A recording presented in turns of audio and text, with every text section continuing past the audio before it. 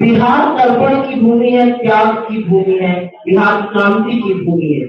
बिहार वो भूमि है जिसने गांधी को महात्मा के पथ पर चलाने का पहला काम किया। और बिहार के युवा ने जब जब मन बनाया है तब तक इस देश में क्रांति आई है, तब तक बिहार की राजनीति ने करवट बदली। असलियत यह है कि बिहार की 13 करोड़ से ऊपर जनता के करीब 8 करोड़ वो लोग हैं जो 25 वर्ष से आयु में कम है। 8 करोड़ लोगों के बारे में बिहार में 20 साल से मुख्यमंत्री रहे नीतीश कुमार जी, जो तथाकथित डबल इंजन की सरकार चल रही है, तो उनके बारे में क्या सोचती है? आपको बिहार की सड़कों पर दिख रहा है, आपको बिहार के पलायन में दिख रहा है, आपको पेपर लीक में दिख रहा है, आपको कलराती ठंड में जिन युवाओं पर पानी की बौछार डाली गई, जिन पर लाठियां और डंडे बरसाए गए, उनके जज्बे में दिख रहा है। बिहार जब रोजगार मांगता है, बिहार जब सड़कों पर उतरता है पेपर लीक के खिलाफ, उस पर प्रशासन का जो प्रताड़ना है वो सरकार का असली चेहरा है।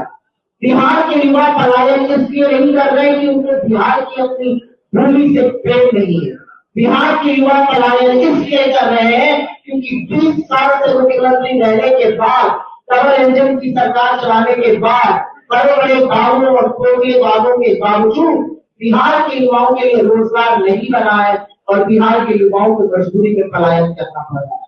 असलियत ये है कि चाहे वो सेंट्रल गवर्नमेंट और बीजेपी की डबल इंजन का एक डब्बा और डबल इंजन का दूसरा डब्बा, डबल इंजन के एक डब्बे से आप रोजगार मांगिएगा तो आपको पकौड़ा करने की सलाह देने लगते हैं, डबल इंजन की दूसरे डब्बे से रोजगार मांगिएगा तो आप पर लाठियां बरसाने लगते हैं। और इसी के चलते बिहार का युवा आज पलायन कर रहा है।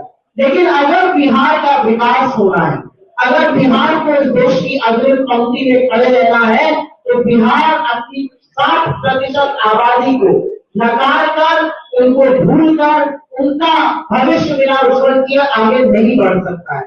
और इसीलिए जो कांग्रेस की यात्रा थी, जो एनएसयूआई और युवा कांग्रेस ने मिलकर यात्रा करी, जिस पर कन्हैया कुमार जी चले, जिसका पूरा सहयोग कांग्रेस पार्टी ने यहाँ पर हमारे अध्यक्ष जी, हमारे सीएलपी, हमारे जुझारू दोनों नेता युवा और एनएसयूआई के नेताओं ने दिया, ये बहुत कारगर साबित होगी।